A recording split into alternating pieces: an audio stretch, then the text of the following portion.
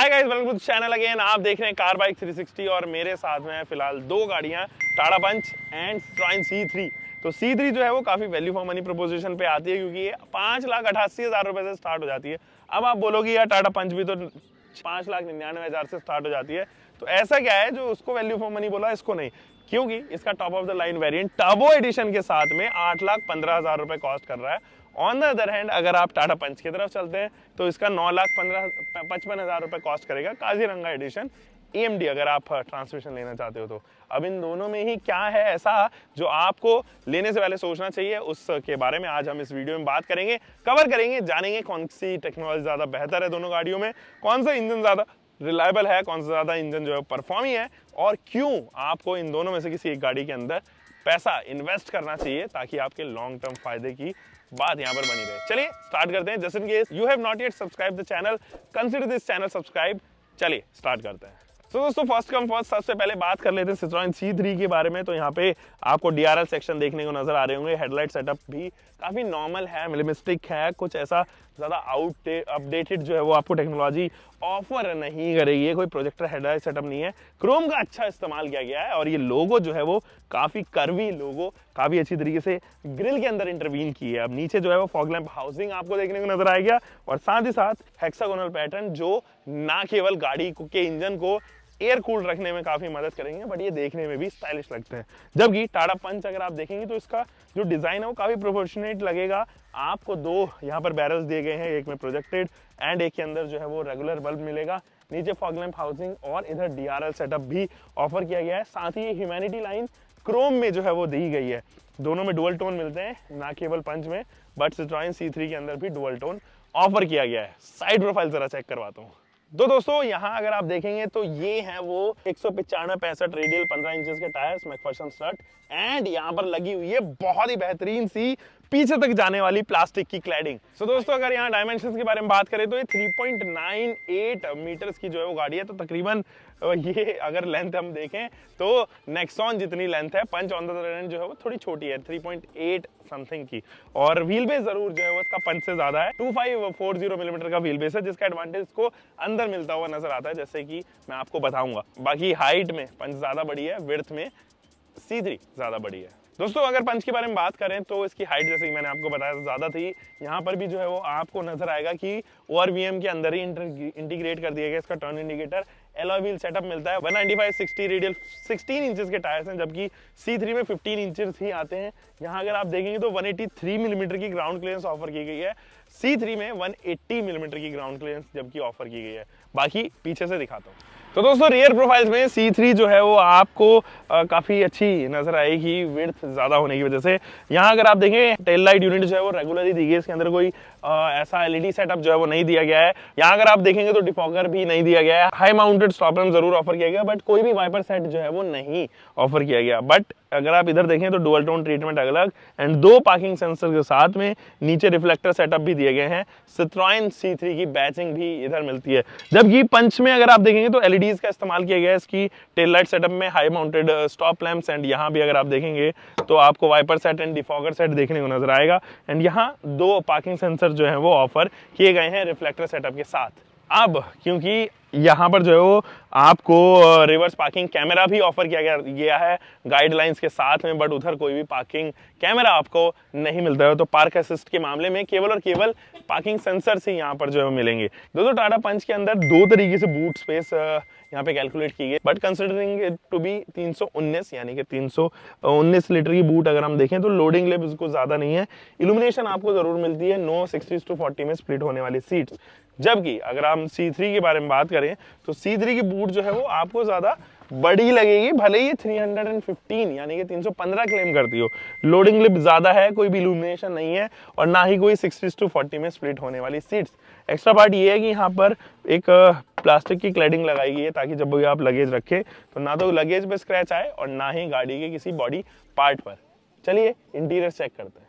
C3 के interiors के design जो है वो आपको थोड़ा इंटरेक्टिव लगेंगे, नए स्टाइल के और अपडेटेड एकदम। अगर आप 2-3 साल बाद भी देखें तो इसके जो अपील है इंटीरियर्स की वो काफी रिफ्रेशिंग आपको फील कराएगी। जैसे कि स्टीयरिंग कॉलम है, इसके अंदर लेफ्ट साइड में जो है वो कंट्रोल्स नहीं ऑफर किए गए हैं।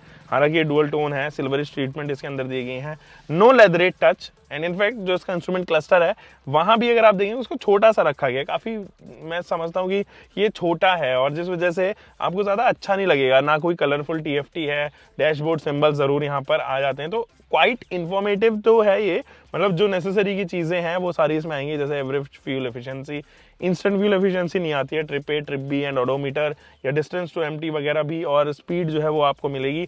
टैकोमीटर नहीं ऑफर किया गया है। जैसे कि हम बात करें यहाँ पे क्लाइमेट कंट्रोल की, तो वहाँ पे ऑटोमेटिक क्लाइमेट कंट्रोल ऑफर नहीं किया गया है, जिस वजह से ये थोड़ा सा आउटडेटेड फील कराएगा। हेडरूम की बात हो या अंडर सपोर्ट की बात हो, तो ये सीट्स काफ़ी अच्छे पे एडजस्टेबल है, आप चाहें तो इसको एडजस्ट कर सकते हैं टू एंड फ्रो, और इसको जो है वो हाइट से भी एडजस्ट कर सकते हैं। ये हेडरेस्ट जो है वो एडजस्टेबल जरूर नहीं है, वो फिक्स्ड है, केवल फ्रंट में नहीं रियर में भी। इंजन स्टार्ट स्टॉप फीचर नहीं है इसके अंदर, ऑटोमेटिक हेडलाइट सेटअप नहीं है, और साथ ही साथ हम बात करें तो यहाँ पे कोई भी कनेक्टेड फीचर्स नहीं आती है। यहाँ जरूर आप देखेंगे एंड्रॉइड ऑटो, एप्पल कारप्ले आपको नजर आएगा, बट ये जो एंड्रॉइड ऑटो एप्पल कारप्ले है ये वायरलेस भी है, तो ज्यादा बेटर टेक्नोलॉजी है कंपैरेटिव टू पंच। बट पंच का जो म्यूजिक सिस्टम की क्वालिटी है, ऑडियो क्वालिटी है, वो अमेजिंग है, क्योंकि हामन गार्डन है, यहाँ उतना नहीं मिलेगा। दोस्तों जो पंच के अंदर के इंटीरियर्स हैं वो भी आपको अच्छे लगेंगे, बट ये ज्यादा इंफॉर्मेटिव भी है इसके इंटीरियर्स और प्रैक्टिकल भी है। इंफॉर्मेटिव कैसे, क्योंकि जो इसका इंस्ट्रूमेंट क्लस्टर है वो ज्यादा इंफॉर्मेटिव फील कराएगा, जैसे कि उसमें लेफ्ट साइड में टैकोमीटर भी है, fuel efficiency, instant fuel efficiency भी है, एवरेज फ्यूल एफिशिएंसी भी है, डिस्टेंस टू एम्प्टी भी है, और साथ ही साथ राइट साइड में स्पीडोमीटर भी मिलता है आपको, डैशबोर्ड सिंबल ही उधर दिए गए हैं। इनफैक्ट जो गेट है, कौन सा गेट खुला हुआ है वो भी गाड़ी बताती है कि ये पर्टिकुलर गेट जो है वो खुला हुआ है, इसको आप क्लोज कीजिए। जो इसका स्टेयरिंग है वो भी इंफॉर्मेटिव है, कैसे आप यहाँ पर क्रूज कंट्रोल देखेंगे जो कि फीचर रिच हो जाता है इसका स्टेयरिंग व्हील, उसके कंट्रोल्स यहाँ पर मिलते हैं। लेफ्ट साइड में आपको इंस्ट्रूमेंट क्लस्टर के कंट्रोल्स मिलते हैं, कॉल पिकअप एंड ड्रॉप का बटन है, और जैसे कि मैं कह रहा था इंफॉर्मेटिव कैसे है, क्योंकि यहाँ पर अगर आप देखेंगे कुछ बटन्स दिए गए हैं जिनका सीधा मतलब है डिस्प्ले से, तो कुछ आप इधर उधर चीजें करोगे तो यहाँ पे आपको फ्रीक्वेंसी, पावर, टॉर्क और ये डिस्टेंस एम्प्टी वगैरह अलग अलग तरीके से जो है वो दिखाई देंगी इसकी MID पे। MID की जगह स्क्रीन कहना ज्यादा बेहतर होगा। ये हामन गार्डन का इंफोटेनमेंट सिस्टम, इसका touch response is good, not that great. जितना अच्छा आपको C3 का जो है वो टच स्क्रीन इंफोटेनमेंट सिस्टम मिलेगा उतना हामन गार्डन का नहीं है। But Android auto, Apple CarPlay इसके अंदर भी आता है, बट इसकी ऑडियो क्वालिटी काफी अच्छी है। ऑटोमेटिक क्लाइमेट कंट्रोल इधर दिया गया है, यहाँ पे लाइट दी गई है, सनवाइजर आपको मिलता है, डे नाइट के साथ में आपको IR मिलता है, बट डे नाइट के साथ में जो है वो आपको C3 में नहीं ऑफर किया गया है।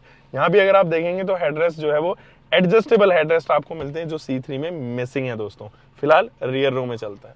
दोस्तों अगर आप यहाँ देखें तो आपको C3 में कुछ इस तरीके का हेडरूम मिलेगा। मैं 5 फुट 10 इंच का हूँ, तो this is good, adequate enough. Knee room काफी अच्छा है, लेग रूम बेहतरीन है, यहाँ पर थोड़ा सा फ्लोर रम्प तो जरूर आ जाता है, बट ठीक है। शोल्डर रूम कुछ इस तरीके का आपको ऑफर किया गया है, और यहीं से अगर आप देखें तो रिक्लाइन एंगल हो गया, अंडर थाई सपोर्ट हो गया, ये सारी चीजें प्रिटी गुड, उसमें कोई भी प्रॉब्लम नहीं है। आर्मरेस्ट कोई भी आपको नहीं मिलता है, किसी भी तरीके का आर्मरेस्ट नहीं है। एक चीज और, विंडोज खोलने के लिए और बंद करने के लिए जो है वो आपको कंट्रोल दिए गए हैं, वन टच है, लेकिन समस्या ये है कि आपको उठना पड़ेगा।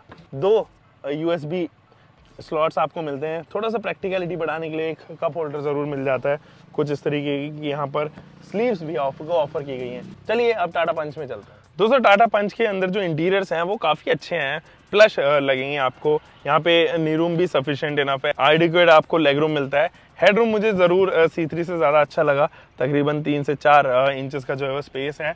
यहाँ देखेंगे तो grab handle with coat hook आता है, जो कि C3 के अंदर नहीं अवेलेबल है। इनफैक्ट अगर आप यहाँ देखें तो आपके पास में एक सेंटर आर्मरेस्ट भी आता है, जिसके अंदर कप होल्डर होते तो और भी अच्छा होता है, बट C3 के अंदर आर्मरेस्ट भी नहीं आते हैं। एडजस्टेबल हेडरेस्ट आपको रियर के मिलते हैं।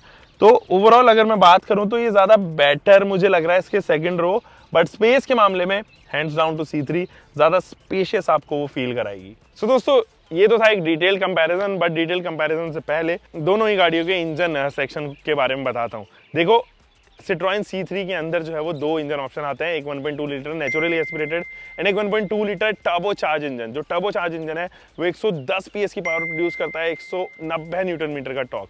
ऑन द अदर हैंड जो 1.2 लीटर का नेचुरली एस्पिरेटेड इंजन है वो 83 PS की पावर प्रोड्यूस करेगा, 115 न्यूटन मीटर का टॉर्क। इसके अंदर कोई भी जो है वो ट्रांसमिशन ऑटोमेटिक नहीं आता, ना AMT आता है, ना टॉर्क कन्वर्टर यूनिट आता है, किसी भी तरीके का ऑटोमेटिक ट्रांसमिशन कहने का मतलब ये है कि नहीं ऑफर किया गया।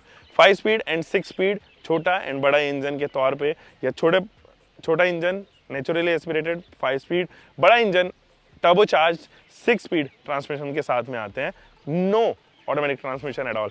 जबकि अगर आप इधर देखें तो यहाँ पे AMT ऑफर किया गया है, कोई प्रॉपर ऑटोमेटिक ट्रांसमिशन तो नहीं है बट AMT तो एटलीस्ट ऑफर किया गया है।